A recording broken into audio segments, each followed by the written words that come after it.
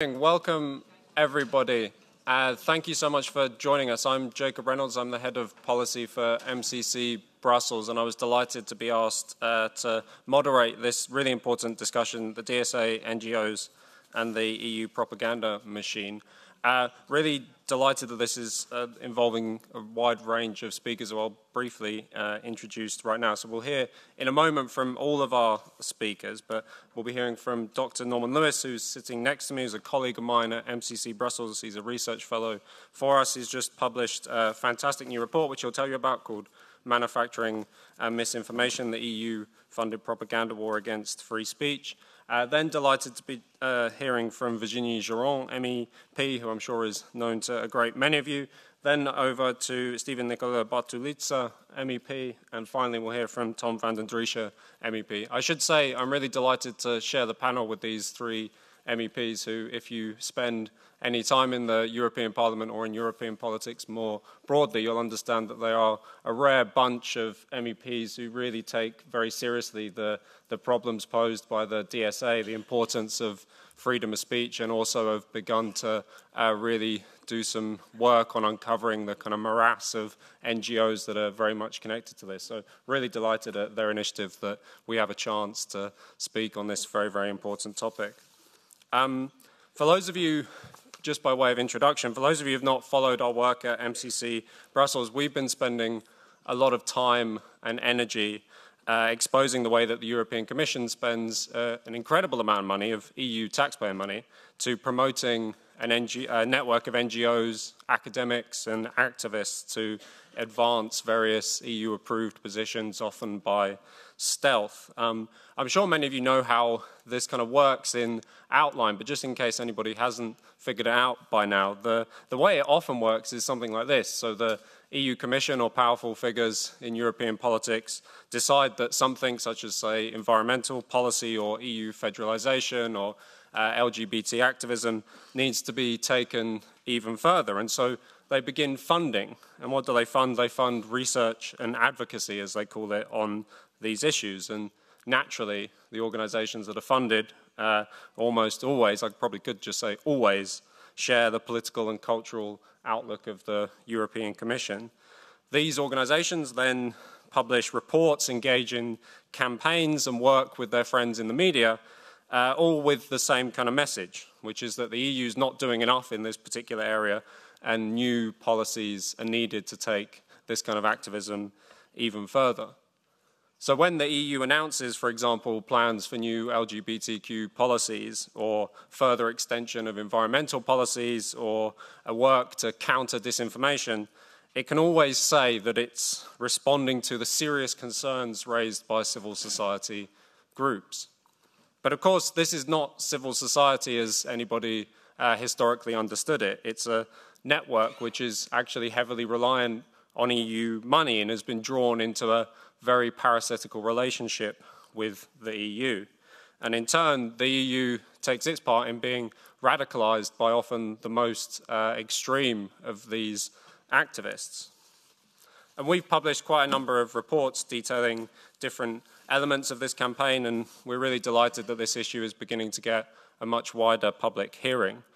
Indeed, as I'm sure you all know, the EU's own Court of Auditors was recently forced to admit that EU funding of NGOs is, despite the repeated insistences of the Commission, is not transparent at all. And so today we're delighted to share some of our most recent work with you. As I said, Dr. Norman Lewis will speak in a moment about the way that the EU manufactures a moral panic around disinformation by funding a vast array of organizations, all of whom paint a very apocalyptic picture of the extent of the problem of so-called misinformation, and then go on to demand more and more action to regulate speech. But briefly, before Norman speaks, I just want to introduce you to another report that we've just published called Brussels Media Machine, EU Media Funding and the Shaping of Public Discourse, because this report brings together a really huge range of examples of how the EU funds media outlets specifically to parrot the EU position. And the report details a number of mechanisms that the EU has devised to do this, but perhaps the most significant of those is something called IMREG, which is Information Measures for EU Cohesion Policy. And here we uncovered at least 40 million euros spent on pro-EU campaigns to sing the benefits of cohesion funding. And in fact, what's most noteworthy about these campaigns is that they're almost always not actually about promoting specific projects that have been funded with cohesion funding, but are actually designed to promote the EU and the positions of the EU as a whole. So these projects will often make reference to strengthening a sense of belonging to the EU, or raising awareness about the good work that the EU's done, or showing how EU policy improves people's personal lives, and even making the EU closer and more visible to the people. Although thankfully we know that often when the EU does become closer and more visible to the people, that's precisely when people start to get slightly angry about what it's doing. But in one case, we even found an example of a major Italian newspaper trumpeting some of these benefits without even mentioning that the articles that they were running were funded by the EU. And also, a worrying thing I want to draw your attention to in the report is that we demonstrate an increasingly close relationship between EU institutions and the news agencies, the press agencies, the wire organizations that, as anyone who follows the media know, are really instrumental in disseminating out news right across Europe. In fact, very often news articles that you'll read in some regional or even national newspaper will be lifted word for word from the releases of these wire organizations. So they're really vital to how news and media is spread across the continent, and the EU has been developing a very close relationship with them. One project was 2 million euros to create a European newsroom where they would bring all of these news agencies together into a single room to create a centralized, what they called a centralized production hub, where they would jointly produce news content under the watchful eyes of EU experts on disinformation, fact-checking, and EU values. And they were also providing a training directly to some of the people working in these agencies. So as you can imagine, the content produced here was very supportive of the EU and was always giving an opportunity for quotes and comments to an approved range of commentators from EU-friendly think tanks in the city. And something that Norman's going to touch on, I think, a little bit further is the way that there's significant efforts by the EU, such as one called the European Digital Media Observatory, to bring together news producers and disinformation experts, so to directly work with media companies to make sure that so-called disinformation doesn't spread online. And then lastly, I couldn't be here in the European Parliament without mentioning that the EU Parliament has its own propaganda efforts. So the European Parliament spent in the last few years at least 30 million euros giving grants to media organizations, and almost all of these focus on legitimizing the institution and trying to persuade people across European countries that the European Parliament is part of a vibrant EU democracy. And guess what? All of these efforts went into overdrive during the recent European parliamentary elections. So these are just a few examples of some of the things that we've turned up in our latest report on the Brussels media machine. And I'd like to once again mention that this commitment that we have to exposing the work of NGOs, activists, and academics in making sure that there's only one approved narrative that gets disseminated across Europe. This is very much an ongoing piece of work, and we've got lots of additional things in the pipeline. But also, if you haven't already, we've already done an awful lot of work on this, so do head over to our website, check out some of the reports that we've published and have, in some cases, been lucky enough to present a range of institutions. And if you yourselves are interested in this topic or want to work further on it, we're always looking for interesting people to work with or ways to partner to really bring to light the tremendous danger that European democracy is put into when so-called civil society is actually widely and largely taken over by EU institutions. So that's all I have to say by way of introduction. As I say, we've got some wonderful speakers that are going to outline some of this in a bit more detail, but I first want to hand over to my colleague, Dr. Norman Lewis, who's going to present some of the work from his latest report. So, Norman, over to you. Well, thank you very much, thank you, Jacob, and good morning, everybody. And it's an absolute pleasure to be here, and I particularly would like to thank Virginie for having organized this, because it is such an important issue and one that is not seriously debated within the EP. It is so good to see that there are parties that do take free speech seriously and do recognize the danger that we're facing. And I don't want to be overdramatic, but we are facing a real threat. The report that I've published just indicates that there is a systemic process going on that is corrupting everything that it touches.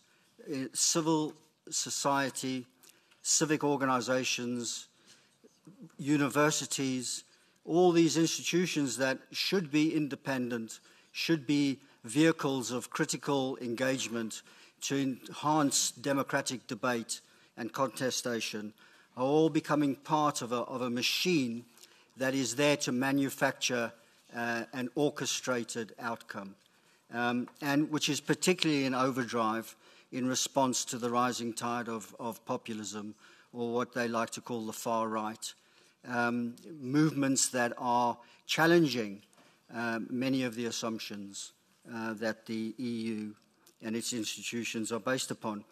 I have to give you an apology to say that this speech has not been ratified by the Ministry for Narrative Control. And if there are any independent fact-checkers who are getting funded by the Commission, who are in the audience who want to check no doubt you'll be pointing out factual errors. But this, seriously, it's a joke and you laugh, but that is really what's going on here. That we have an approved script that dictates to us what is acceptable and what is unacceptable, what is legitimate and what's delegitimized as a political outlook. And that's really what I want to examine in a bit of detail, because when you think about it, the Commission, and this is just, I have to say as well, is just the tip of the iceberg. The projects that we've uncovered, 349 that I was able to pull together, to the tune of 650 million euros, is really just the tip of an iceberg, because so much more of this funding is hidden in other projects and in other databases. This information was gleaned from the tenders portal and from the Cordis, from the database. But there's other databases that we haven't yet analyzed, where we do know that there are other projects that don't go under the title of hate speech or disinformation, but nevertheless play to the same narrative.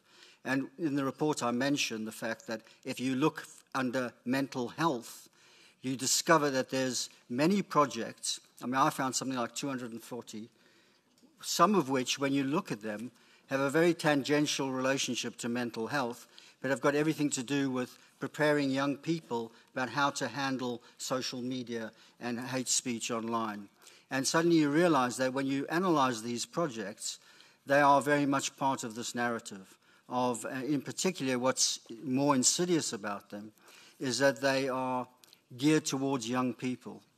And it's the kind of attitude of what they call inclusivity, co-creation, all these mealy-mouthed terms that they use, which actually disguise the fact that what they're doing, what they're aiming to do, is to indoctrinate young people to think in what I call NEU speak, newspeak, in the Orwellian sense of being the opposite of what it really means. It's very important to understand that they are spending a significant amount of money, but even more significant is the fact that they're spending more on this than they do on cancer research, cross-border cancer research in Europe. And it just kind of shows you what the priority is here, what the chilling priority really is, that they are more afraid and fearful of free speech than they are of actually doing research that could stop over 2 million deaths a year in Europe from cancer. And it kind of says to me that there is a real fear factor here this is not incidental. This just didn't come about by accident. This is designed. This is purpose-driven to ensure that the narrative that they want people to adopt is the one that is made legitimate and is aired. So this report does uncover an important point about taxpayers' money and the way that it's being used in a really unaccountable fashion for these projects. But the report, I think, what's more important about the report is the democratic deficit, the democratic threat that this represents. That this is a real wake-up call because it really hides the fact that there is a systematic assault on free speech in Europe, which is really the foundation of democracy. So what I call the Ministry of Narrative Control is this network, and Jacob mentioned how this network works. And the point about the network, and I suppose this is an important point for people to understand, is that it's a self-fulfilling recursive loop. Because what they do is they fund organizations who do so-called research, and I'll come back to that in a minute, who basically prove that hate speech exists, that it's a real threat to the future of democracy. And every one of these projects and reports ends with the assertion, more research needs to be done. We need to uncover more because a lot of hate speech is hidden. And of course, the reason why hate speech is so difficult to uncover is not because people are deliberately trying to hide it. It's because no one can define what hate speech is. And hate speech is in the words of whoever decides what hate speech is, that's what hate speech becomes. And if you look at the history of this, how it's moved from racism to religion, and then to gender, and it's like every week there's a new minority group who are now represented as being under the threat of hate, like tall people, people with ginger hair, fat people. It's an ever-expanding universe. And what happens is that everybody who then takes money and gets involved in these projects then just basically confirms what the Commission has already asserted, which is that this is a problem. And therefore, the circle just gets repeated again and again, and more funding is put into this because it proves that there is this big problem. And this is, I think, probably the most important point about the report, is the use of language, how they are determining the language that is legitimized, through which we understand our politics and free speech. Because this is not an attack on disinformation, as they claim it to be. This is actually an attack on dissent. This is not an attack on hate speech. It's an attack on free speech. And that's what we should understand.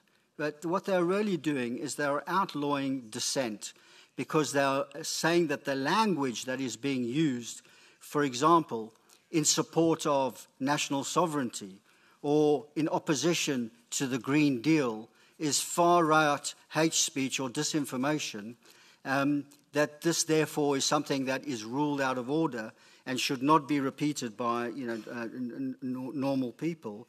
This means that what they're really doing is they are controlling the range of thought and what is legitimate dissent within the heart of Europe. And that means that this is a fundamental attack on democracy, on the right for ideas to be contested, for there to be debate, for there to be clarification of issues, important issues that face the people of Europe. So it's a top-down, curated consensus, very authoritarian, which basically means, and of course it's always done in the name of defending free speech. And what they mean, or freedom of expression is the term that they like to use. What that really means is that this consensus is only allowed where you express freely the views the language of compliance established by the Commission.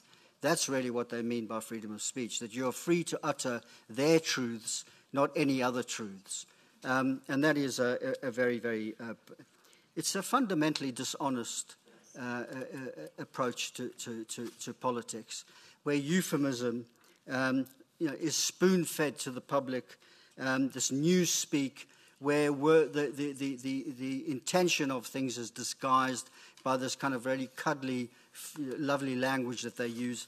As you can see in the acronyms, if you read the report that we've published, you get these lovely acronyms like FAST LISA. By the way, I should make the point that these are not acronyms. They are actually what I call acronymencies.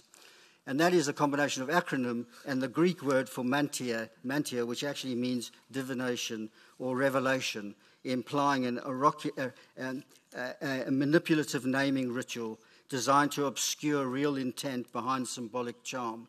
You put those two together and that's what you have. So we have this thing called FAST LISA. Now, as you all know, because you've all been well educated, an acronym is a capitalization of the first letter of a phrase or whatever to reduce it, but not according to the EU. You can capitalize any letter you like in order to create this nice sounding cuddly thing. So, for example, we have FAST LISA. It sounds like it's either a kind of a toothpaste, or it sounds like a digital assistant, or somebody who's going to be telling you when to take your medicine. It sounds very, very nice. FAST LISA actually stands for Fighting Hate Speech Through a Legal, ICT, and Socio-Linguistic Approach.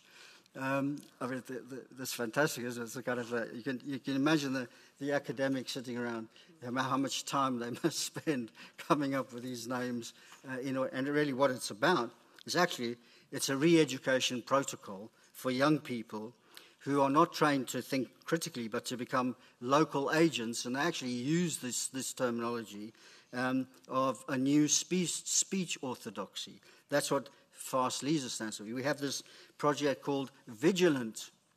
It sounds vigilant. This is vital intelligence to investigate illegal disinformation. This is a €3.3 million project, basically giving the police the right to scrape data and create a database of law enforcement that uses machine learning to determine whether your tweet is a micro-incitement or a microaggression. And this is what this project's about. It's about giving law enforcement the right to determine, what is, correct speech or not, vigilant. But when I looked at this in more detail, what really struck me was how even we who are critical of this have been drawn into this language, how they've policed our language itself. If you just take the Digital Services Act as a starting point, I mean, I wrote a report before this on controlling the narrative, where I just repeated, the Digital Services Act, as if it's just fairly obvious, benign. It's just another piece of legislation, whatever. But when you analyze it and you see Digital Service Act, it's not the Digital Speech Act, it's not the Digital Surveillance Act, which in fact really what the act is about. The services is like a Trojan horse that really disguises something fundamental, which is that this is an assault on speech, that this is a piece of legislation that determines that the Commission and the unaccountable social media companies should determine what can or cannot be said online. And that if you do not comply with this, you will face fines, etc. Services, you think about it, it's like, it makes out like, these social media companies are like utilities. It's like they're delivering water, they're delivering electricity. We're not talking about water and electricity, we're talking about the fundamental right to speech, democratic right to voice your opinions. That's what's being serviced. And so the way that the Commission can present this is that they are just simply in the process of ensuring that there is refined and good service delivery. So it's like they're rationing speech as a commodity rather than a right. And they are determining who can and cannot say, what's legitimate, what's illegitimate. And that we just use this term as if it's just of unimportance, but it is absolutely fundamental to the whole establishment of a narrative that is, in essence, anti-democratic, that is, in this essence, cutting down debate rather than opening it. I see I'm going on a bit here, and Jacob's looking at me. Let me end by just making a point, or two quick points. One about research. The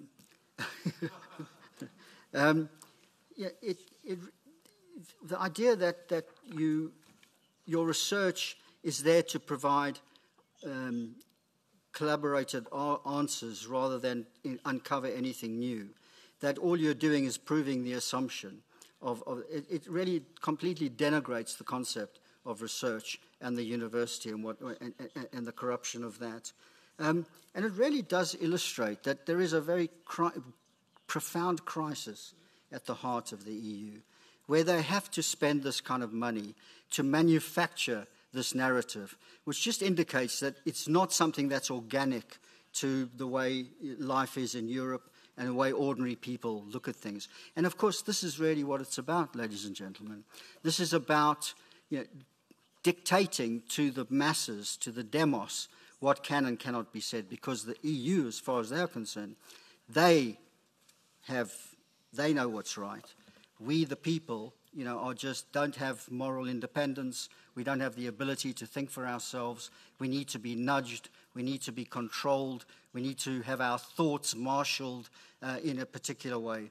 And that's really what this is all about. So I would end on one note, and that's this. And I think if we want to resurrect democracy in Europe, we have to go back to the old values of Europe, the Enlightenment values of someone like Spinoza, whose great statement is the one that we should emblazon on our banners in Europe, which is that every man should be free to think what he likes and say what he thinks.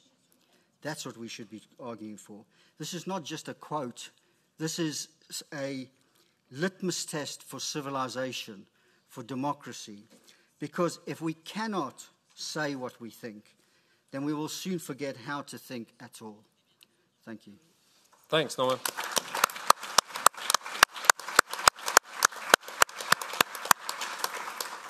Yeah, there's plenty more contained in the report, which you all have a leaflet on your desk so you can read it at your leisure. But I'll now offer the floor to Virginie. Merci, Jacob. Thank you, Jacob. Thank you, Dr. Lewis, for this excellent report, and thank you for turning out in such great numbers. I will be speaking French this morning. It's easier for me because the subject is far too important to just slip up on a couple of words, and the chairwoman kindly thanks the interpreters. Thank you for organizing this conference, because you know that it's something that we're looking at in the Budgetary Control Committee. We had a report that has got a lot of press, with the report from that Jacob mentioned, the Court of Auditors report that pointed out the problems with the unclear handling of all of this. And we know that there was a justice decision that was handed down against the President von der Leyen because of her text messages. I'd like to take this from a different angle, and I'd really like to call on all of you to read the report in full. Specifically, the Thomas Bassy's report that also raised hairs, that showed the problems of lack of transparency of these NGOs. This one goes even further in depth because it shows the propaganda machine. Propaganda is an old term, as you know well, used by many Americans, specifically in the liberal democracy, Noam Chomsky, and Bernet on propaganda. Now, it is a pejorative word, but it is one that is taken up by the Commission fully, because the Commission has an objective. And I'd like to read an article from the Le Monde Diplomatique from 76 to show that we haven't invented anything, that this is a propaganda machine that hasn't worked because there were historic moments where the people rejected the propaganda machine. This machine that pushes towards a federal system in the EU with a referendum. There was a no vote in that referendum against the construction of the EU, and the so-called populist parties have shown that there is a reluctance to the building of the EU as Brussels would like to see it done. I'd like to read this. It's from 76. The European coal and steel community and the high authority is paying out huge sums to ask journalists to following the Common Assembly or to come to study days, press conferences, or other demonstrations to convince newspapers and indeed pick up the travel costs for editors. They give them a daily per diem, hotels, and put them up. Journalists are asked to draft reports on the coal and steel community. And indeed, they buy these articles via payment. Nothing has changed in 30 years, the European institutions vis-a-vis the press. Now, I wanted to read this excerpt from the article, and I will share it with you because everything has written out here and nothing has changed.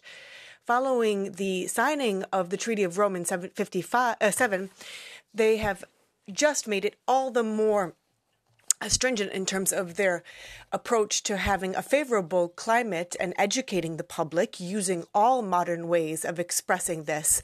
Spokespeople and an information system has the responsibility to inform, and they have a monopoly on the ideology. I think everything it was already stated in 96.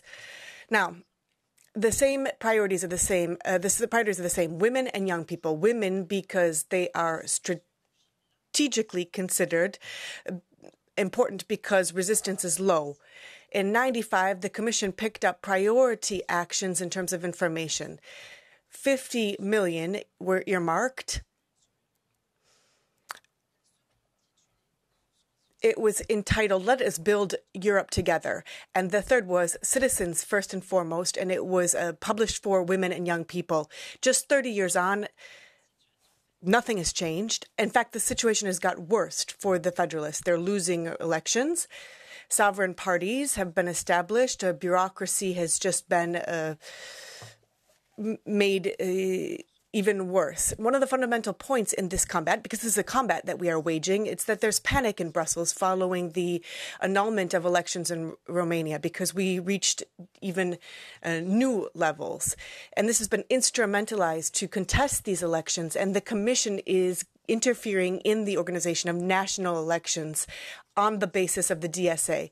Should these NGOs receive EU funds? This is a subject of utmost importance to understand what is happening, what is underpinning this. Codes of conduct, certain kinds of NGOs. Mr. Lewis, you stated it is a minister of controlling public opinion and the narrative, and we will go even further. These NGOs, you very clearly put this forth, in clear terms, the implementation of an environment by the Commission that is giving funds to some NGOs to promote some types of discourse, and the DSA is the tool that is a tool of censorship for any criticism of this. It's important because what is the conclusion? We have a propaganda machine. It has an objective. It is noting that it has not been able to achieve what it wants to do, so it uses this ecosystem of NGOs that are favorable to this narrative. And indeed, they're not always NGOs. We saw with Catergate, for example, where Fight for Impunity, these were bogus NGOs used by some socialist members of the European Parliament. So there were these millions of euros that have been earmarked for these bogus projects that are called scientific research. This is a scandal. Horizon funds for the promotion of research and innovation that are used in the end to promote a discourse of the EU to push individuals to believe that there is just one way of thinking. Now, you stated this, flagged it up very clearly. These funds that are also used they could be used to fight cancer, and you state that very clearly in your report. These funds rather are being used for consortia, think tanks. Just take a look. What's great is when you're an MEP, you have access to reports, and that is useful for us to have these types of exchanges with you because you go even more in depth in your research and than we are able to do. And I discovered in this research that there's an observatory here. You mention here in your report, this observatory, the power of narratives. We finance this gadget, €1 million. 3.3 in the end, 3.3 million were earmarked for these think tanks that are completely opaque. A couple of reports, it's self-promotion. And it's interesting, really, what you can see in your report. They come up with some narratives with keywords. So if you say bureaucracy in your speech, or villains, then we are flagged up as red with AI, and then we are banned immediately. So the report, in terms of the form, it's the EU that is financing 1.2 million to come up with a specific vision of the EU. The fact that we criticize this bureaucracy then sidelines us, and there's no control over these individuals because we don't know how much they're paid. There's no transparency in terms of how these funds are used. In fact, you should go even further in your research, and you have done that, sir, in the Budgetary Control Committee. We saw, and it's extremely important to point this out, in the Budgetary Control Committee, when we have access to a contract, we only have a limited amount of access to that contract. And in fact, we can't photocopy those contracts, and I can't even speak to you outside of the meeting. That's one of the issues of this committee or this commission and this EU that wants to control everything and keep everyone in the dark. It's also important to keep in mind the speech that von der Leyen delivered in Davos just a couple years back. The priorities for the upcoming years, well, here we are, fighting misinformation. Now, why did I want to recall this speech? Because it is key in the establishment of this ecosystem to promote a narrative and to fight against people like us who are free speakers and who are free enough to criticize the EU. And that is why they have the DSA that is being used by some members of the European Parliament to encourage the Commission to control, to monitor, and in fact, with Commissioner Virkkunen, they understood that freedom of speech is a value of the EU. Now, some people have forgotten that. I think there are socialist members of this parliament that want to close TikTok, want to close down X because there's not enough control. There's too much free speech out there. That bothers them, and they're losing elections, so that bothers them all the more. So they want to close everything down.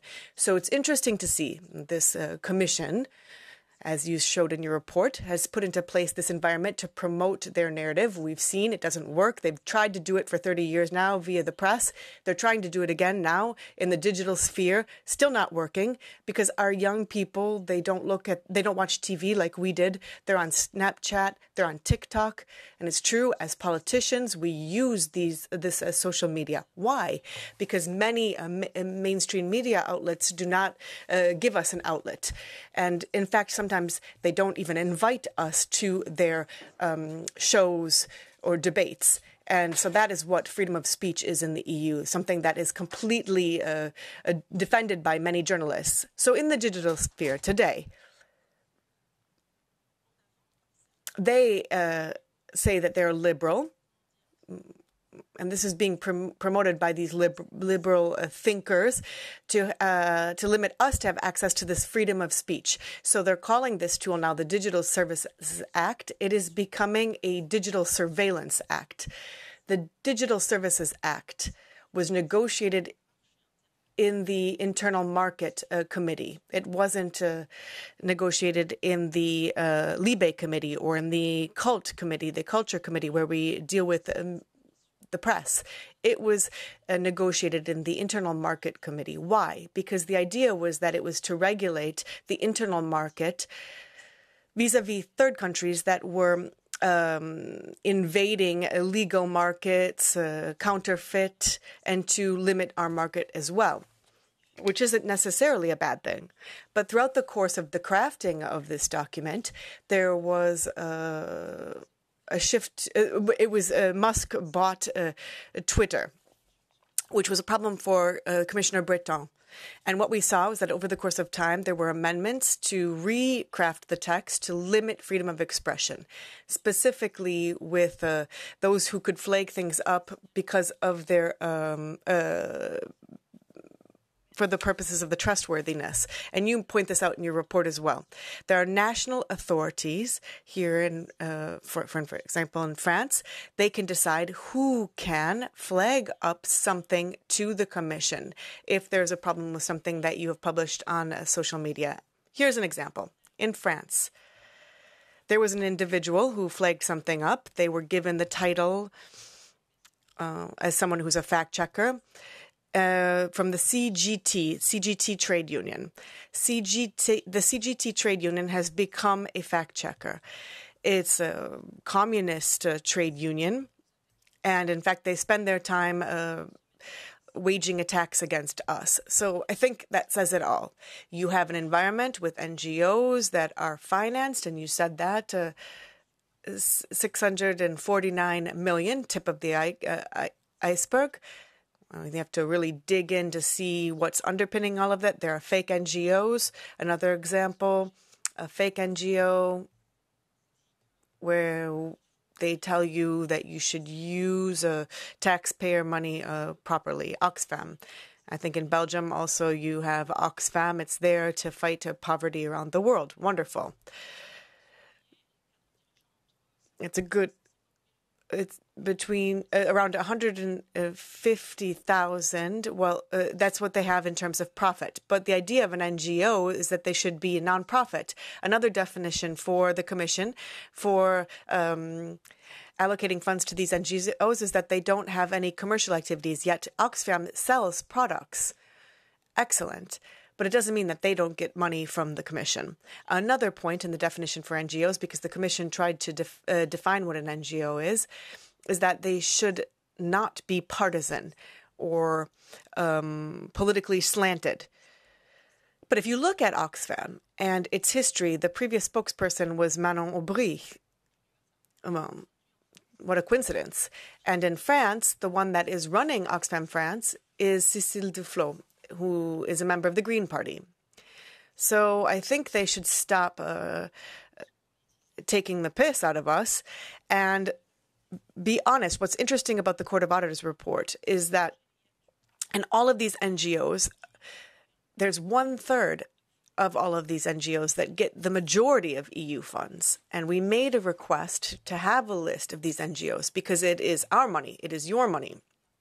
And the Court of Auditors did not want to reply to our query on this, nor did the Commission. So this lack of transparency persists. It's a problem for us in the Budgetary Control Committee because our role as members of the Parliament is to control the budget. And there are, in fact, tools to try to fight this position. We raise it with the ombudsman. For the time being, the ombudsman hasn't been very active. We'll have to try to shake her up a bit. We also raise this with the European Public Prosecutor's Office. We know that was raised with Pfizer, for example, but not much progress is made. And so we try to raise these issues to see what we can share, what we're learning from the inside, cross-check all of the information and publish that, because that is our objective, to publish everything that we know. Frequently what we see is that knowing is good, but sharing that knowledge is even better. And that's the point of all of these reports, to really try to look at the NGOs, cross-check it with the DSA, and to come to a conclusion. And I'd like to conclude on that point. The entire system that you see, the reports. It's wonderful that Jacob is flagging up this future report that will be published on the media. I think it's also important to really link that up to this entire ecosystem that we're talking about, because what we can see in the Culture Committee, there's a working group, and I'd like to thank all of the members of the European Parliament that are here, that are currently working on that subject. What we see, indeed, in the Culture Committee, there's a working group on media, because indeed they want to educate people on how to read information. This isn't coming from me. It's written in black and white. It's in this working document right here. And as I said, I'm in the Budgetary Control Committee, and I was able to follow up on the DSA, and I was also a part of the Democracy Shield Committee. Now, why do I raise these three committees, ITRE, Kant, and the Democracy Shield? Well, the conclusion is that this special committee on the Democracy Shield, as we showed here, is that there is an ecosystem of NGOs that are there to propagate the narrative of the European Commission. You have the DSA that is there to control everything that we say and to level censorship. And I would love to spend more time on the censorship of individuals, but also censorship of elections. We saw that with the elections in Romania.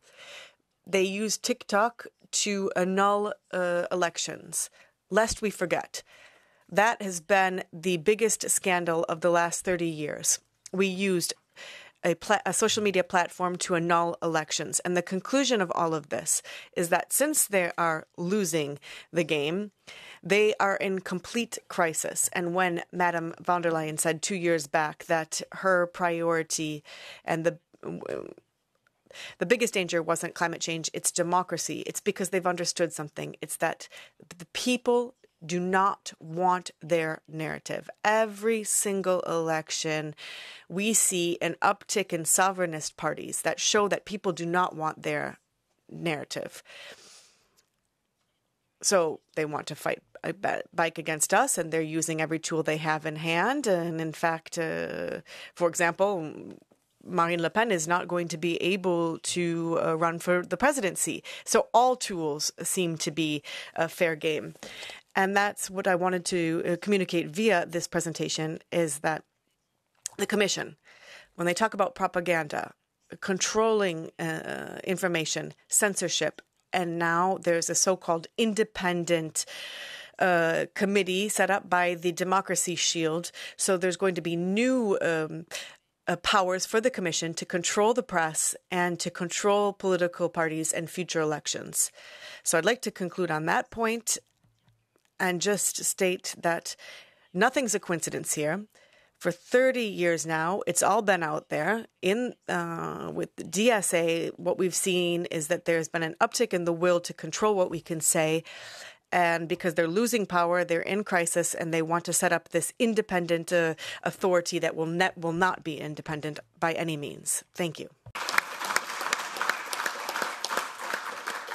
Thanks so much, Virginie. Loads of important stuff highlighted there, and certainly you only began really to talk about the Democracy Shield initiative, which I think is probably going to have to be subject of another investigation of ours or of yours, but there's so much to dig into there. Thank you. I'd like to invite MEP Bartulica for his comments. Thank you, Jacob. So I'm delighted to be here today, and I want to thank MCC for all the fine work you're doing and for organizing this event. I'm also delighted to be here with my colleagues, Virginia and Tom. And the room is packed. There's hardly an empty seat, which is a very good sign. So I come from Croatia, a wonderful country that joined the EU in July of 2013. And that same year, there was a massive mobilization of people for an initiative to hold a national vote on a very important issue. There were 700,000 signatures collected in just 2 weeks. And mostly this was done by volunteers, thousands of citizens donating their time to this goal. And there was a vote held on December 1st, 2013, and the side that I supported won.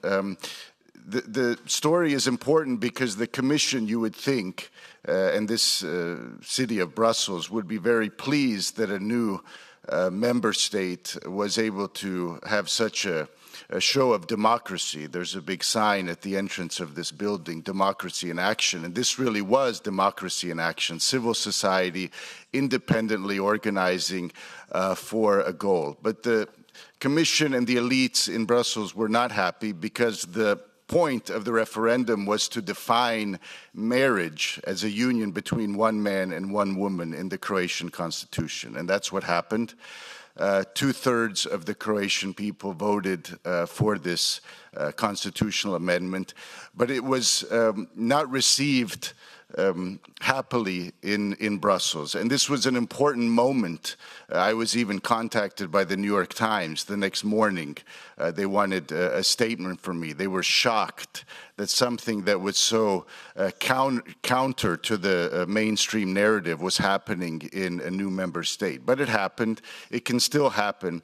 But what I've seen after a year of serving in the European Parliament is that Brussels prefers conformity over democracy. That's a very important point, and that's why I think we're here today discussing such an important issue, because despite all the talk about diversity and pluralism and so on, it's groupthink that dominates this city and this building. Dissent is more and more difficult. DSA is just one tool at their disposal, but the really worrying thing for me is the moral superiority the elites feel that they have. Their kind of their right to rule over 500 million people. In his book, Vision of the Anointed, the American social philosopher Thomas Sowell elaborates very well on this dominant vision that the elites have, the liberal left elites. And he argues that they have a kind of emotional attachment to this vision, which does not allow for facts and arguments. So despite of what's happening around them, they're not able to consider facts and to think rationally about problems because of this emotional, I would say almost religious attachment to the vision they hold. And that's why they're doubling down. Instead of opening discussions and fighting for more free speech, not less, they're doubling down. And so really what I would say is the reality is they believe in regulated or controlled speech, not freedom of speech. And that's a problem. We can't have democracies and free societies without these fundamental freedoms, and people are realizing this all throughout Europe, and that's why we have such a crisis, I guess you could say. Another thing that leads me to the conclusion that they are not able to leave this vision is that the lessons from Brexit have not been learned. So instead of considering perhaps some of the mistakes Europe has made in the past, leading to actually a major member state leaving the European Union, the elites in this city continue to patronize and I would say harass and abuse certain member states with governments that are disapproved of here. That's not a good sign. We have to be serious adults. People are still free to think as they wish and vote as they wish. And I think Brexit was a major wake-up call, or should have been, for people here, but it wasn't. It's business as usual, and that's disturbing. Just to prove the point of what we're arguing here today is the recent case of Chris Elston, Billboard Chris, who I met just last week. In the European Parliament, and the next day he was arrested in central Brussels just for having a sign stating something obvious and something that is true, that it's impossible for a child to be born in the wrong body. And this brought him to the attention of the police. The mob in central Brussels disapproved, and he had to spend several hours in prison. So that's not a good sign. Now, we've discussed hate speech. I would say just briefly, I see hate speech not just as a problematic concept, but in reality, it's speech that people in power hate. And it could even include citing parts of Holy Scripture. If you cite St. Paul in the New Testament, this can lead you in some countries to criminal trial. This is obviously a problem. I, as a Croatian MEP, consider European values important, but Christian values, Christian morality is actually what created Europe as a distinct civilization, and this is something that we shouldn't be ashamed of. The harmony between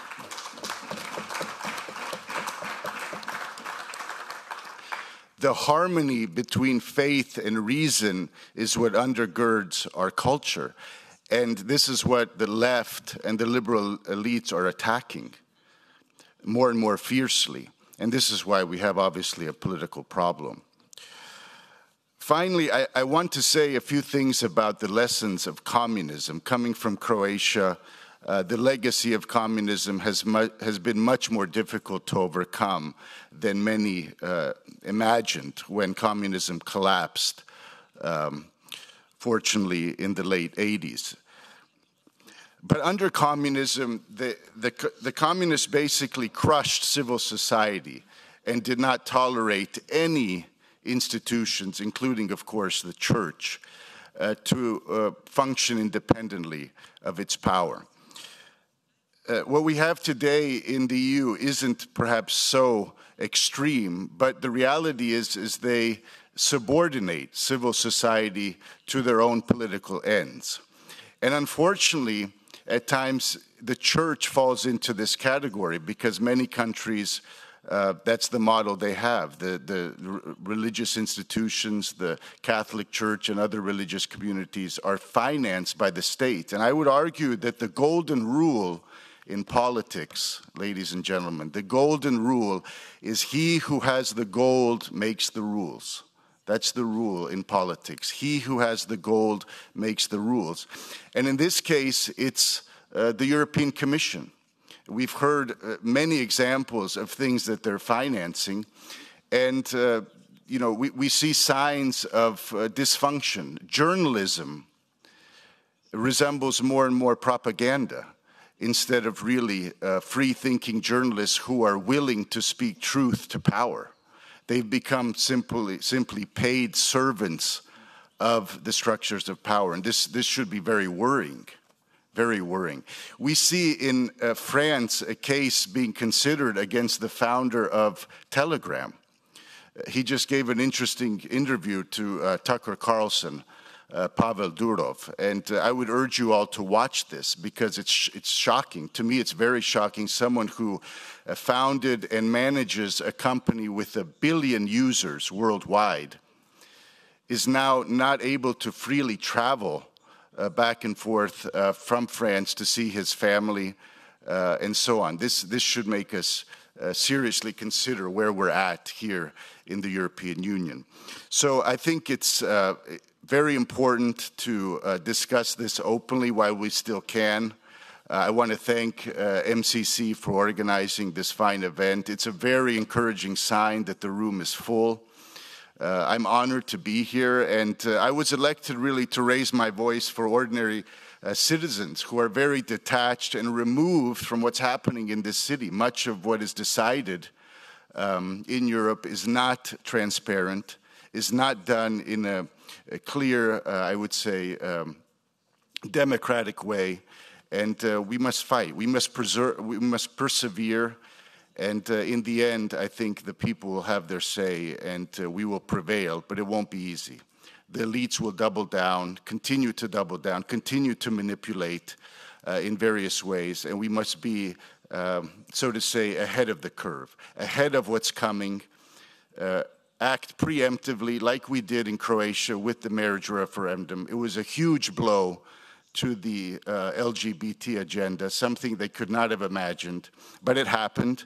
And so victory is possible, but we have to collaborate and take heart in victories. What's happening around Europe is a sign that the people are waking up. Thank you very much.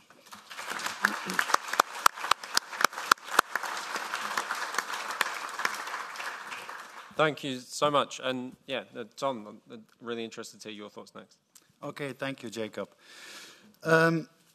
Politics is about power and the use of power to defend interests. Now, therefore, we must look at the distribution of power in society. And if you look in history, then in the feudal times, we were all subordinates. We did not have any rights. Bishops or kings or dukes decided what our rights were, but we didn't have rights of our own. And this exactly this changed in the liberal democratic revolutions of the 18th and 19th century. In these revolutions, we became citizens. And in becoming citizens, we had rights which were unalienable. Those in power did not have the power to question our rights because it are citizens' rights. And at the heart of this is the freedom of speech. It's basically, the freedom of speech is not an intellectual exercise or something like that. It's a tool, a democratic tool, for citizens to challenge those in power. And over centuries, we have seen that those in power, whether it's in the feudal times or in the liberal democratic times, those in power like to remain in power. As technological innovations such as, for example, the printing press in the 16th century, or radio later on, or television, or recently internet and social media, have all empowered citizens in the exercise of their citizens' rights, and therefore have empowered citizens in challenging those in power. Liberal democracy, as I told, has given us citizens' rights, or the liberal democratic revolutions have given us citizens' rights. But in my opinion, liberal democracy is completely perverted and corrupted these days. We no longer have a choice. We no longer have rights. We only have rights to agree with those in power. And there's basically a power grab going on. It has already been mentioned how our kind of parties are massively winning elections all across the board. So there's a power grab by I would call it an authoritarian regime instead of a liberal democratic order.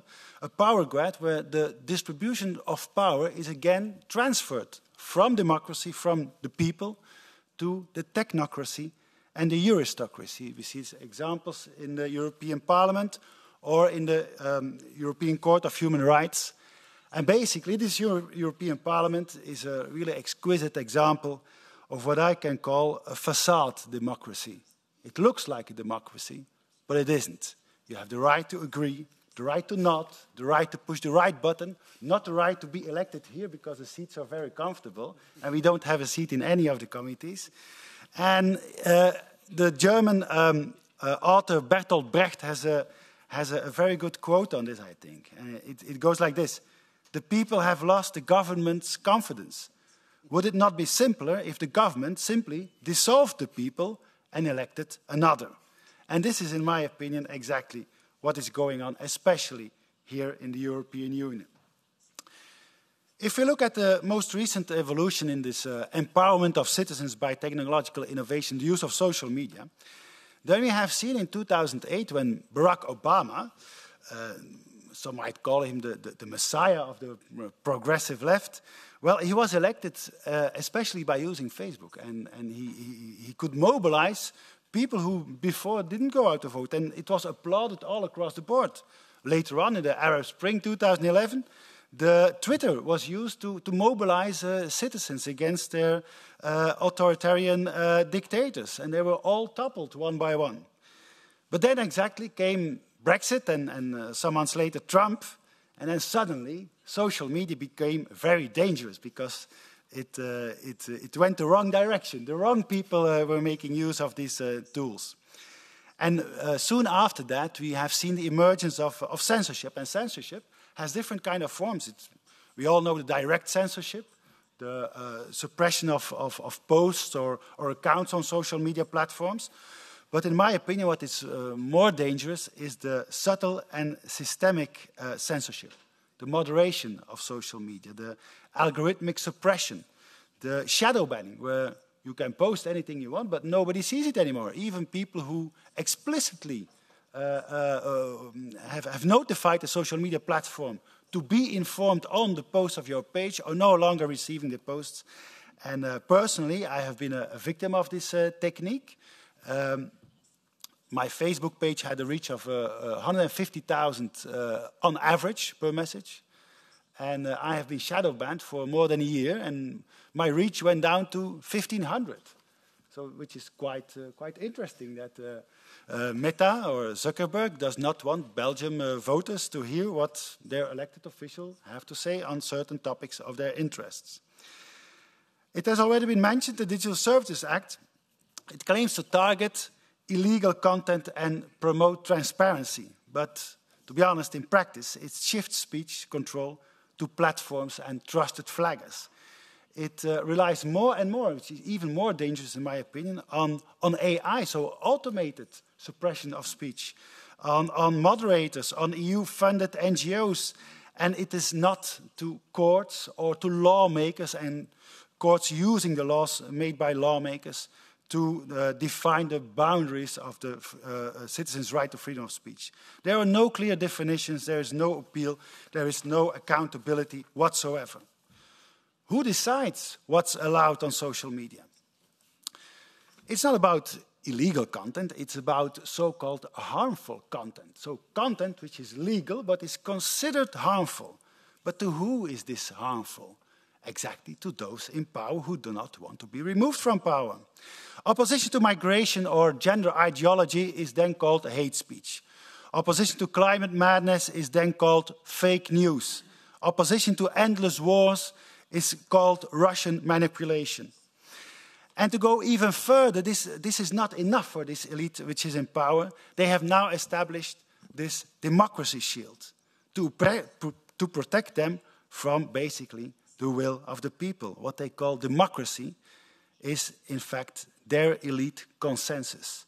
What they call the rule of law in the European Union is to be obedience to their EU policy and norms. What they call fundamental rights is the right to agree with Brussels, the Brussels bureaucrats. And dissent against their order is called anti-democratic. The French Commissioner Thierry Breton has said it quite openly, so they are basically bragging about their power grab. And I quote him, "We did it in Romania and we can do it in Germany." He said that before the German elections, where our friends of AfD gained a massive support. We know out of research that out of all of the voters, 50% of all voters, their main information source is social media these days in elections. Of young voters, it's 80%. 80% of all young voters below the age of 30 use social media as their primary information source. This is no conspiracy what we're addressing here. Mark Zuckerberg recently admitted it openly. He admitted that governments, different governments, pressured Meta to suppress certain topics, to suppress certain accounts. It has already been in the open when Elon Musk bought Twitter. There was also an investigation. So it is out in the open. My conclusion basically is that liberal democracy at its heart is a political system which empowers citizens, and therefore I advocate liberal democracy. But in this millennium, it's perverted and corrupted. And the nationalist forces gathered here in the room and at the table are basically, in my opinion, about the restoration of citizens' rights, the renaissance of democracy, and above all, the respect for the will of the people. Now, we can complain, but we also must look for solutions. What must change, in my opinion? I think, with regards to freedom of speech online, there must be a clear red line. What is legal offline must also be legal online. It is not up to managers or shareholders or big tech company owners to determine who gets to say what they want or who gets to see what they want. I want to remind that Elon Musk, although he has promoted freedom of speech, has also clearly stated that freedom of speech, in his opinion, does not mean freedom of reach. But we cannot allow this. It's not up to Elon Musk to decide who gets to see what, because otherwise we're transforming our democracy in an oligarchy. Basically, lawmakers decide what are the boundaries of freedom of speech. And in my opinion, it's the duty of lawmakers to broaden this up as broad as possible. Only a call to violence, direct violence or threats with violence, or slander, defamation, are not within the limits of freedom of speech. But all of the other speech, in my opinion, belongs to freedom of speech. And this must be enforced by courts, not platforms, not NGOs, not algorithms. The second solution, in my opinion, we must have radical transparency. Algorithms must be made public. Users must be in charge of their own timeline. They must determine whether to use the algorithm proposed by the big tech companies or to just have a chronological sequence of messages of their friends and the pages they are registered on. And third, I think EU funds, as already been mentioned, and I applaud the research that has been done, EU funds must be audited. And third, I think this is the silver bullet. We must strive for interoperability between the big tech platforms. As we can send a text message from no matter what cell phone and no matter what provider, telecom provider, to no matter what other telecom provider, we must also be able to have an interoperability between Twitter, Facebook, and Instagram, all of the other platforms. So you do not have a user lock-in. It would be quite ridiculous if my telephone provider, if I could not give phone calls or send text messages to people who are not subscribed to this specific telecom provider. So it's made quite perfect sense. And I think the interoperability is really what we must aim for, to have to break this system down, because it's not only the misuse of power by those who are in power in the political frameworks and the political structures, but also those who own the big tech companies and who own the platforms who pose a threat to our democracy. And I will conclude. I hope I didn't exceed my time this time. I think free speech is not the enemy of democracy, but I think it's the last line of defense. Thank you.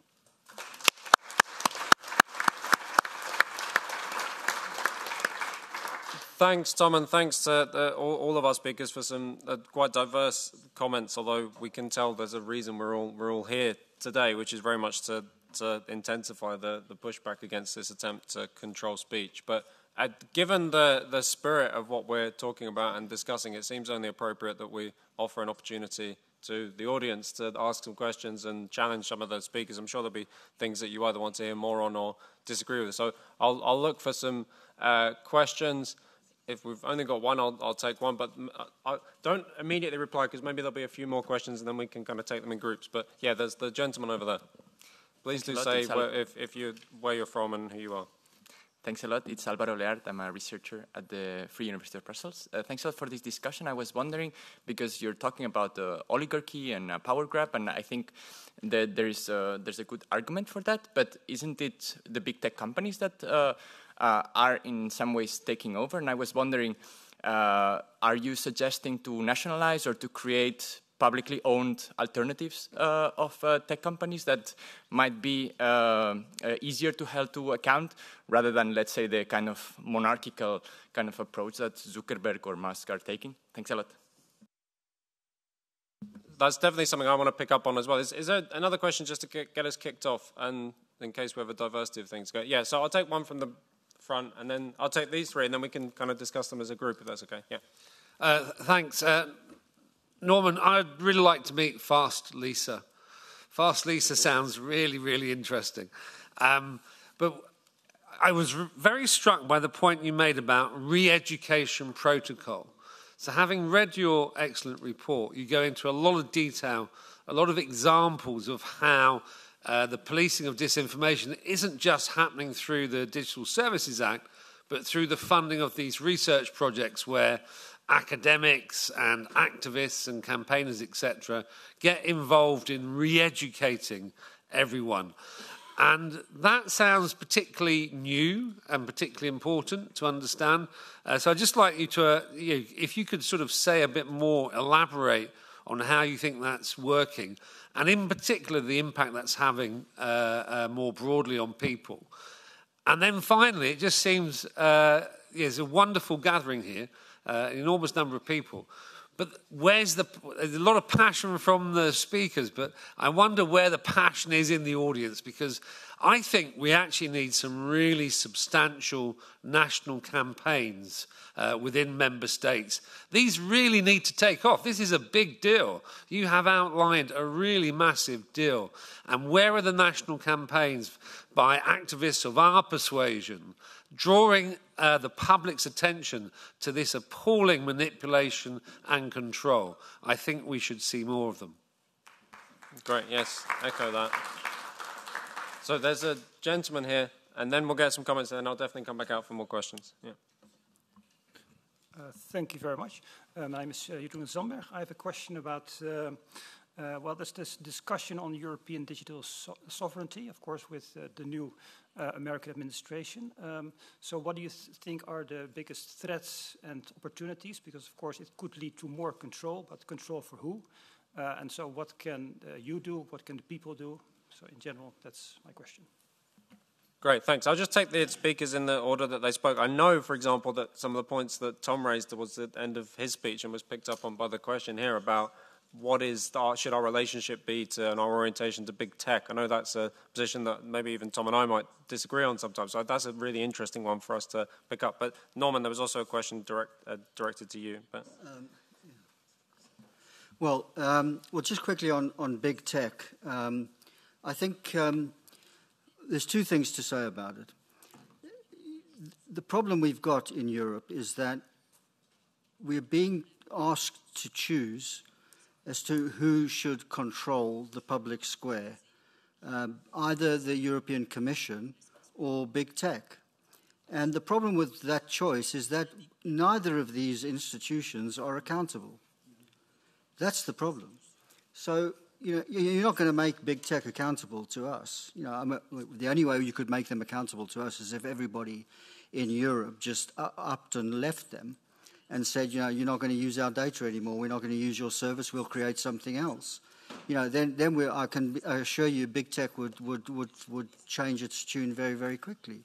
But until that happens, the only choice we're being offered is that unelected bodies control the public space. So the only alternative is not to try and ring fence big tech or whatever. It's essentially is to wage a public campaign in all the countries in Europe to, as was just mentioned, draw attention to what's at stake here and campaign for free speech, that we don't want any controls. The response that we should have as Democrats to hate speech and harmful speech is more speech, not controlled speech. And that's the principle that we have to fight for. And if we do that, then I think we can, have an impact on insisting that, there is an open public debate about this. Well, maybe I'll leave it there. Yeah, sure. We've got plenty more to come back. Virginie. Oui, merci. Je vais essayer de... Thank you. I'll try and answer the question in relation to the oligarchy. I didn't use the word myself because it's used by the socialists on the whole. I followed the Digital Market Act file, which sought to limit the monopoly of big tech, and we are in favor of control on big tech because it's true that these tech giants are huge, have power, and limit developments in the EU.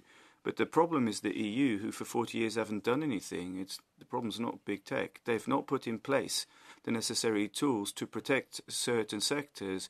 Nokia were the leading mobile phone company in the early noughties, and then nothing. No innovation. They were bought out, and that's it. We don't train and educate our young persons to stay here in France or elsewhere. No, they go abroad where there's a greater stimulus for innovation. But the problem is not big tech. It's the EU, which for 40 years hasn't done anything and hasn't put in place the conditions to make sure that we can have innovation here. And all we can now do to fight these giants who buy up all of our startups is the Digital Market Act, which has been put in place. And it's true, if you look at other countries who do have the necessary tools, well, let's not expect anything from the EU when it comes to innovation. Member states should be sovereign and create their own wealth. If you look at France, well, it's the Emirates who are now assisting us to try and create an AI sector. well, great that we get that assistance, but it's really up to each and every member state to prioritize under their budget and, you know, to say we want to achieve this, put in place that by 2050 for our citizens. Is it AI that we should prioritize then in our political decision making? Possibly it is, but I think we're expecting too much from the EU. That's also the problem that member states have who haven't reacted. And yes, is the EU stifling matters? Definitely, that's true in the digital sector, where standards are now being put in place to help big tech, but without us creating our own big tech. And that's the real issue. We keep calling for sovereignty, for the cloud, for example. We don't have it in France, although there are companies, French companies, OVH, for example, but there's also others, Scale, who could meet that demand for cloud servers. And the Commission, in its own tendering, could give contracts to EU companies, but don't. Well, you know, those who want to give lessons to the whole world don't apply their own rules, it would seem. Yeah, thanks so much, Virginia. Yeah, it's a very important point about the need. It's often the false counterposition that was presented by Norman is often a result of the fact that we don't have any tech companies in Europe. It's very, very true. Stephen, anything you wanted to pick up? So just briefly on the power of big tech and censorship. We have to learn the lessons from recent history. So during COVID, I was also shadow banned. I think clearly the model of using so-called fact checkers failed miserably, and it's good that Facebook has abandoned that. Unfortunately, the Croatian government is still allocating funds for these media supervisors, so-called fact checkers, and in principle, it's a problem. It's really an assault on free speech. And in the end, you know, when we look at China, for example, and the censorship going on in that country done by the Communist Party, in the end, it's the same result. Whether it's big tech being urged by the Biden administration, for example, during COVID, or in China, the party itself, the end is a very controlled space, and we don't want that. We want to live in a free society. I think in the United States, there is a good legal framework currently, but the problem is that the people that pass these laws on speech, on the media, and so on, at the time could not have imagined such monopoly power by these big tech giants. Really, that's what also needs to be said. I know many limited government conservatives who would prefer the government not get involved in the functioning of these private companies, but the reality is they are the public square today. They have incredible power to move public opinion, and if you're a conservative in politics, it's really a matter of survival that we get this right. So in Europe, I think it's clear that we should not have confidence in the judgment of the regulators and the people in Brussels. Also, the reality is there's so many people online using social media, it's impossible to simply monitor and supervise what's happening. It's just too much. So in reality, as a practical question, I don't think it's possible. But we do have to fight also as politicians for these fundamental freedoms which are at stake. Like Norman said, more speech is the answer, not less speech. Thanks a lot. Yeah, and Tom, specifically, I mean, you were talking really convincingly at the end of your speech about the need to keep platforms as kind of neutral places where speech can operate. It's just that I knew that I'd kind of felt that I'd heard some of these arguments before from precisely those people who want to shut down, say, X or Twitter because they hate the fact that there's got free speech on it. So I find myself really torn on this question because I kind of agree with you, but I don't want to play into the hands of those who would just want to use it as an excuse to go after Elon Musk. No, but this is exactly what is going on. It's a regime power grab where elements in the political structure and elements in the business community have worked together to suppress citizens and their citizens' rights. This is what is going on. They have basically outsourced censorship to big tech companies which are willing to cooperate. Big tech companies are not interested in defense of our human rights or our citizens' rights. They are interested in their profit. This is what their function is, to make profit. Now, there was a question if I would advocate publicly owned social media platforms. No, I don't. I'm a free market advocate, so I'm not a socialist or communist or something like that. But I think the reality is that there is not a free market in the social media landscape. You have dominant players, each in their own segment. LinkedIn for business connections and networks, Facebook for more, let's say, family and friends connections. And especially Facebook, there's not a platform which has the scale and dimensions of Facebook. You cannot do an electoral campaign now without the use of Facebook, for example. Like I stressed, 50% of all the voters, 80% of young voters, is their primary information source is social media. So I think the reality is that these big tech companies are quasi-monopolists, and therefore free market approach does not apply to them.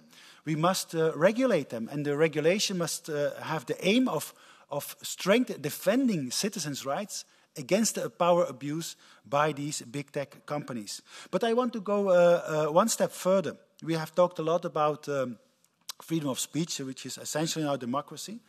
But if you think about it one step further with the revolutions in AI we have seen, or we are seeing at the moment, the speed of the development, technological development, the possibilities, I don't think that who has the gold makes the rules. I think in the future who has the data will make the rules, because they will know everything about us. We already know that AI doctors are being experienced by patients as being more suited to fill their needs. Why? Because an AI doctor can make time for the patient and can elaborate for hours with the patient, while a real-life doctor, of course, has other patients to attend to. We are seeing now that big tech platforms are introducing AI chatbots, AI friends, for example, on Snapchat, which is a platform used by very young children from 12 or 10 to 14 years old. And these are very experienced as being very good friends. If they are being bullied in the schoolyard, they can have a friend, an AI friend to talk to. But if you just think about this, if these platforms and AI knows everything about us, they know exactly what they need to say to us. So there will be an emotional bonding by the use of AI with the individual and the big tech companies. And therefore, I think I want to introduce in the debate the issue of privacy and ownership of data. Because if we do not separate, if we not guarantee the ownership of the data of citizens by the citizens and prohibit the misuse of data, then we are basically allowing big tech platforms to know everything about us, to have exactly the tool for manipulation in the marketplace, but also in the market of ideas, the political space, and basically introduce social engineering on an unprecedented scale. And I want to warn for this. I think, yeah, we'll definitely have to think a little bit more about AI, and I know Norman's got some thoughts on that, but let's get a few extra questions to throw into the debate. So there was this lady here, then there's a lady over there, and then we'll come to the front here. Yeah. Hello, everybody. My name is Frida. I had a question. So as citizens, what can we do to fight for our rights, for the freedoms of speech? What can we do? Should we learn more about the European rights, which are more important than the national rights? What can we do to fight against freedom of speech? And also I had another question. I know we are talking about freedom of speech, but here I'm among many people here, and I'm the only... I wanted also to ask a question about diversity among the European Parliament, because I went on an Erasmus, which is an European program, and I was the only black student among 90 European students. And I find it quite strange because here I'm the only black person here, and I find it strange. And even I was walking across the European Parliament, I noticed that there were not many diversity. Even there was a paper that I read last week which was saying that we don't have enough women in the European Parliament. So is it true? Okay, thanks. There's a question just over there. Yeah, then I'll come to some people here. Yeah. Hello, Adina Portaru from ADF International. We are a lawyers' organization very interested in the Digital Services Act. And we want to thank also the organizers and MCC for this timely event. My question goes to the review of the Digital Services Act. Now, as we know, in that act, there is Article 91, which provides for the obligation on the European Commission to review the act by the 17th of November in light of current legal acts and commitments that the EU has. And a call for action from our side is, of course, to have this review to incorporate free speech commitments, because we have in the European Union Article 11 of the EU Charter, for example, but then also at the international level, the European Convention on Human Rights and International Civil and Political Covenant. So the question for the speakers is, what are your expectations regarding that review, and what can we in the room do about that? Thank you. Yeah, very good, very important question. There was, the MEP Carter. Yeah. Yes, thank you very much, and thanks to all of you for excellent speeches. I have a comment to make. It's also a question that I ask myself quite often, and maybe you do the same. It's about the context of free speech, because we are very much focusing, which is normal, on the words that we are speaking, using, or publishing. But it's not only about that kind of speech, but I think in general in our society we have many more threats against the freedom of expression of us humans, because, for instance, in arts we have more and more restrictions. An artist nowadays is considered responsible for his work of art. So if the artist has not the exact correct political attitude, maybe his work of art is also criticable. Or in France, I think often of the délit d'entrave, so it becomes a crime to give a helping word to a person who is in need of getting help. For instance, a person wanting to commit assisted suicide, and when you go there and you want to say something helpful, so also the moral dimension is now threatened, because that might be a crime to go there and to go to a person and prevent this person of committing suicide. Or in the commercial dimension of our activities, you know, the companies are under pressure to publish rainbow logos during the Pride months. Or in international law also, you could cite the example of the UN compound on migration. It's a UN political declaration that says that media have to present migration in a positive light, and journalists should be educated to reach that aim. So I think it's a general phenomenon in our society, in all our aspects of activities as human beings, from arts to moral dimension to commercial dimension to the legal dimension. It's everywhere. And so I think that we should focus here in the EU very much, of course, on the Digital Services Act and the freedom of speech as such, but we should not lose out of sight the general context of the restrictions to our freedom and the streamlining of our human activities that is going on. Thank you very much. Yeah, very important to remind us it's not just online that there are threats to speech. Very, very true. Yeah, there's the gentleman here. And then I'll come back to the panel. Merci beaucoup. Je vais m'exprimer. Thank you. I'll speak in French. I'm Fabrice Nederi. I'm a member of European Parliament in the Patriots group from Rassemblement National in France. I would like to thank all the speakers for the high quality of their presentations, and I would like to tell you about my personal experience on the damaging effect of the NGOs funded by the European Commission and this cultural re-education of Europe led by the Commission. I was director of Frontex the European agency, and I wanted to apply the mandate which is protecting the frontiers of Europe against illegal immigration. And I saw that there was a group of NGOs that were very powerful. I thought at the time it was confined to the issue of migration. In 2017, I saw that NGOs funded by the European Commission. 2017, this is the big migratory crisis in Greece. So these NGOs funded by the European Commission were preventing the Greek police from doing their job, which was security controls to be carried out on arriving migrants. I wrote a letter to the European Commission and I signed it saying that I was asking the European Commission to stop funding NGOs that were preventing the Greek police from doing their job, and that indirectly that was preventing my agency to do its job, because Frontex's job was to help the Greek police. And I was called by someone who said, watch out, because you have ruffled feathers at a high level in the European Commission. People are not happy at the high level in the European Commission, and that could turn back and hit you in the face. And I wanted to tell you that. And then on the re-education in language, I'll give you an anecdote. The Frontex office representative in Brussels was attacked in 2021 by NGOs funded by the European Commission.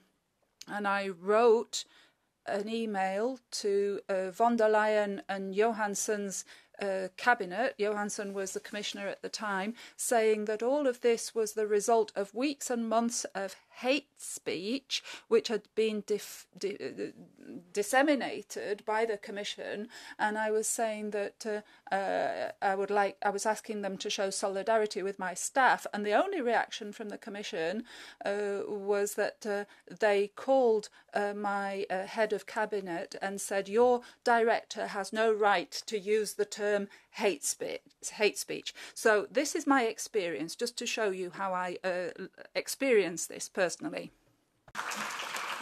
But yeah, there's one more, and we might be the only question we have time for, because I want to get some substantive comments. So yeah, there's one more, and then we might have to close, but let's see. Thank you very much. Thank you very much for this great panel. It was really interesting. I have just a very short question. My name is Jose. I'm from Portugal. Regarding this funding NGOs, are we creating like this vicious cycle where we are financing NGOs that are producing reports that needs more money? So my question is, can we expect that the European Commission will invest more money in the next few years? And what can we do to stop this vicious cycle of funding? Thank you very much. Is there anyone else who wanted to ask a question? Because otherwise I'll invite our panel to wrap up. Okay, so there's one more, and then the panel will have 2 to 3 minutes each to wrap up. Yeah.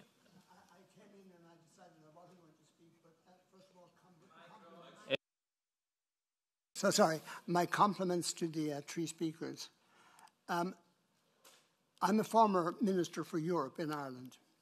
I led 3 referendum campaigns on treaties where, amongst other things, I promised the Irish people, as we in government promised the Irish people, that we were going to create a more open and more transparent and a more democratic union. It is tragic to hear the stories that we're hearing. It is really tragic. But my question is this, and it's really to the European Parliament. Why is the European Parliament itself allowing itself to be put in a secondary role? And I'll give you one specific example. There's a powerful little instrument used in a lot of parliaments around the world. It's the right to interrogate ministers and those in power through parliamentary questions. The parliamentary question is being stifled, it is being killed, it is being destroyed in this parliament. Look at the numbers, the decline. Look at the dreadful answers that are given. The power that the parliamentarians have is being eroded. And I wonder why there isn't more outrage within the parliament at this happening. Because it outrages me as a former parliamentarian. Great, thanks. An interesting question to reflect on as well.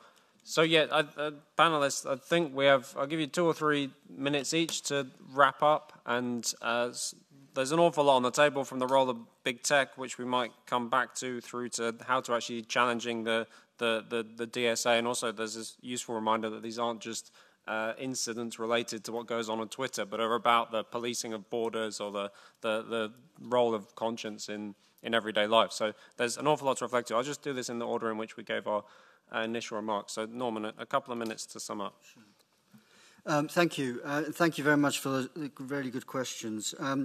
Just a very quick point on the DSA review, and it does relate to the AI question. I think there is a really fundamental problem that we as the public have no insight into what is actually going on. I think a lot of the big tech companies themselves don't even understand the AI that they are deploying and using to automate hate speech detection and takedown.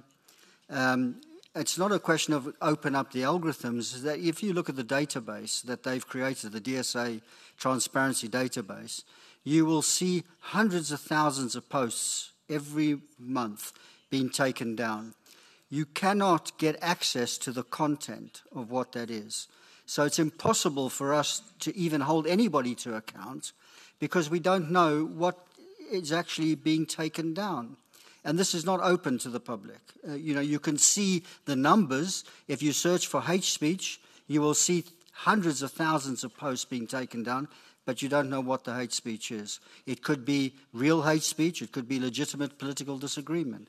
So one of the points of the review has to be, and should be, a virulent campaign to ensure that there's more transparency, real transparency, that this has to become part of how this operates. I mean, my review of the DSA would be just get rid of it altogether, but, that's not going to happen. But I want to just make one final point, and this really does relate to the question that was asked much earlier on about the impact of these projects and why we shouldn't just obsess about big tech and about AI and all of that, because the real point about these projects and what is so dangerous about them is that they're not pieces of paper. They're not just words. These are organizations that are getting funding to establish real things in society, networks of young people, of numerous kinds of people who are being re-educated and indoctrinated into thinking, into becoming the police speech for the Commission. It is a kind of outsourced censorship operation. But it's even more insidious than that, ladies and gentlemen, and it's this, that with the DSA and with this control, this assumption that the Commission has the right to determine what can or cannot be said, it errs on the side of everybody, big tech to the user, self-censoring themselves. Because you now have got AI systems that will detect what you are writing before you write, and you're going to have this digital assistant who will come along and tap you on the shoulder and say, are you sure you want to say that? Should you mind your language? Whatever. And we now internalize that, and we're generating, particularly with young people, these projects, these re-education projects, a layer in society who have inculcated this way of thinking, that this is the normal way of thinking. And that means that it doesn't matter what they might be doing with algorithms.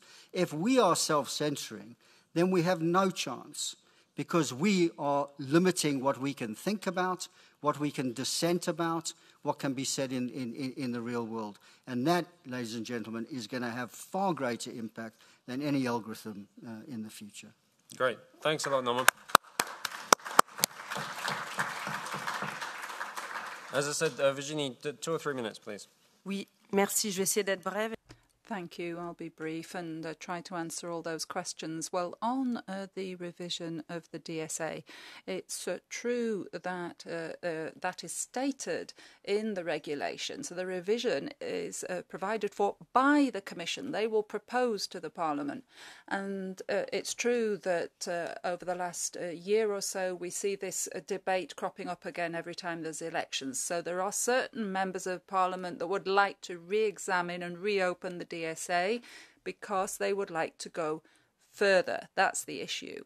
Further in controlling freedom of speech. So let's be cautious. We're fortunate today that we have a commissioner for digital services who wishes to defend freedom of expression in principle. If you look at all the discussions we've had with the Commission recently, and they've opened different inquiries with these different platforms, at this stage, we're still at the stage of investigation.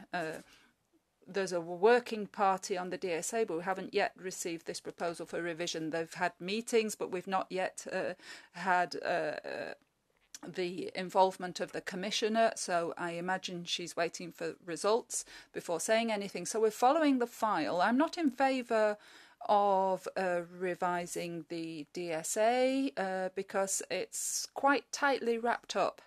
And there is a trend on the part of members of parliament who are losing power, because this is linked to this request for revision of the DSA.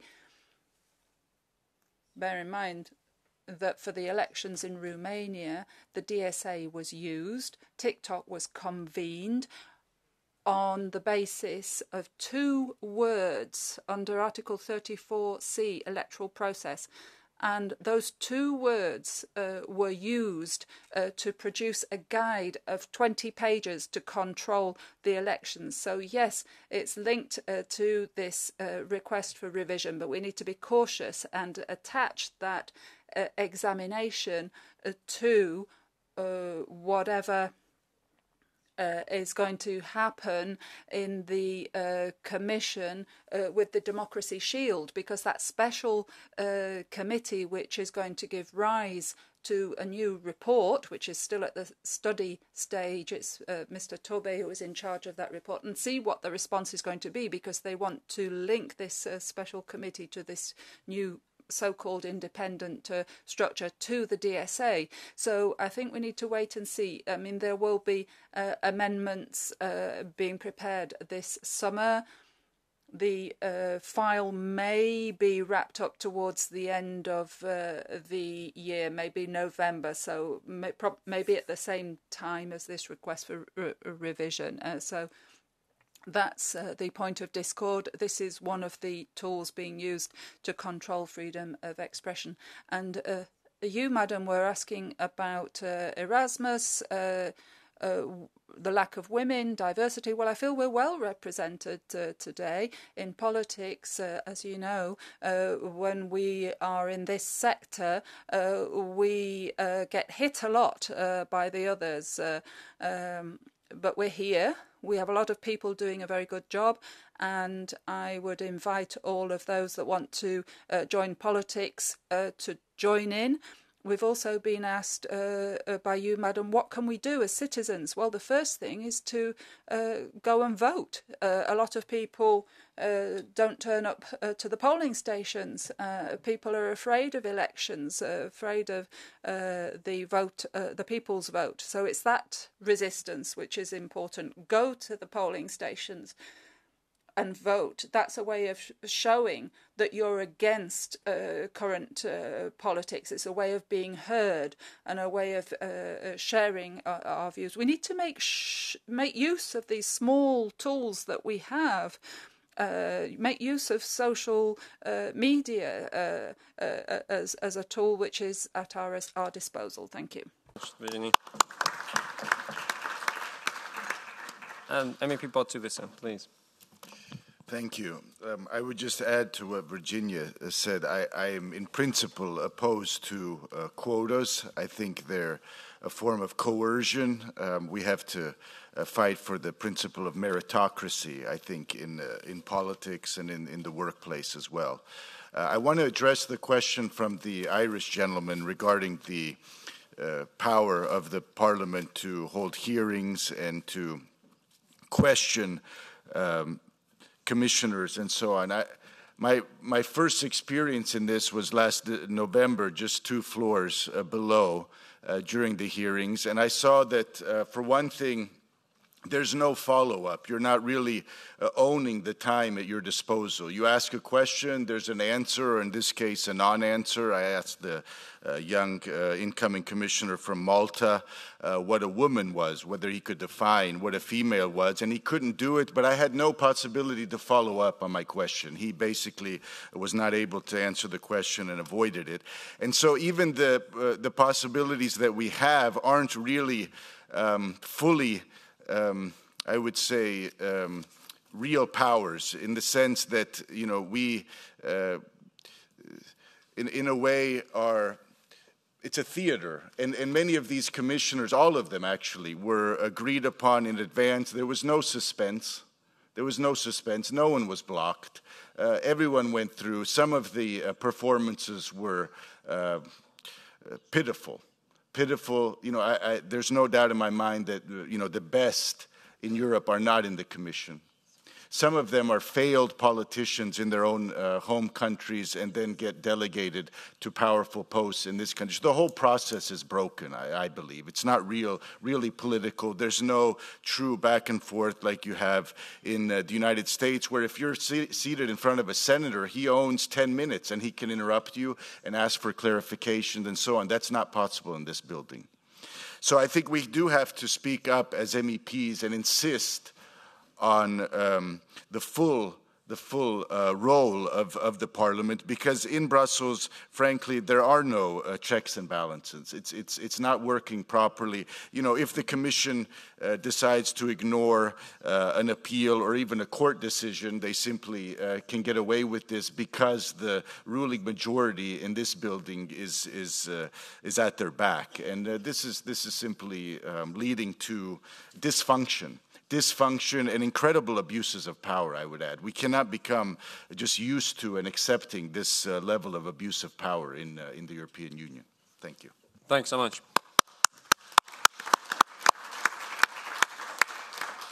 And Tom, please, your concluding thoughts. I have 3 questions, I believe, to answer to. One was, what can citizens do? I think citizens must speak out. Nothing has ever changed by remaining silent. And as they are using intimidation tactics, I don't think this is a sign of strength by those in power, but in fact a sign of weakness. It's not a robust system, as Nicolas Taleb described, but they're not anti-fragile. It's a very fragile system because they are unbelievably scared of citizens just opposing them by voicing their minds. So I think we must speak out and support everybody who does it. In my country, there's now a court case going on young activists who were in a university and shared memes with each other on a private chat group. Now, this person was later elected official for my party, but he has lost his citizens' rights for 10 years. For not even himself sharing a meme, but somebody else on the channel sharing a meme. So you see, it's absurd. It's as absurd as in the former German Democratic Republic, which also called itself democratic, but it wasn't really democratic at all. To add remarks on another question on the review of the DSA, I'm not very optimistic. I think they have started something and they want to expand the powers. The toolbox is just too interesting for them to expand. But I think there's a solution because the DSA is nationally enforced.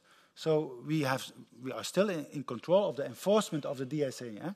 So my party, for example, has filed legislation or a proposal for legislation in the Flemish Parliament, which has the competences, that we want to fine these big tech companies is €1 million per day per post that has been illegally censored. Because I think the only thing that these big tech companies worry about is money. So this is the way to tackle it and to diminish their appetite for censorship.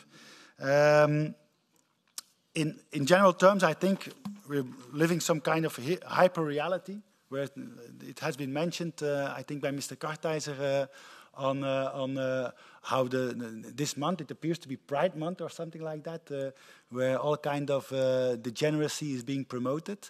And it's everywhere. It's on every public building. It's right in your face from the moment you get up till you get to sleep, and you even must dream about it if they would have the tools to make that happen.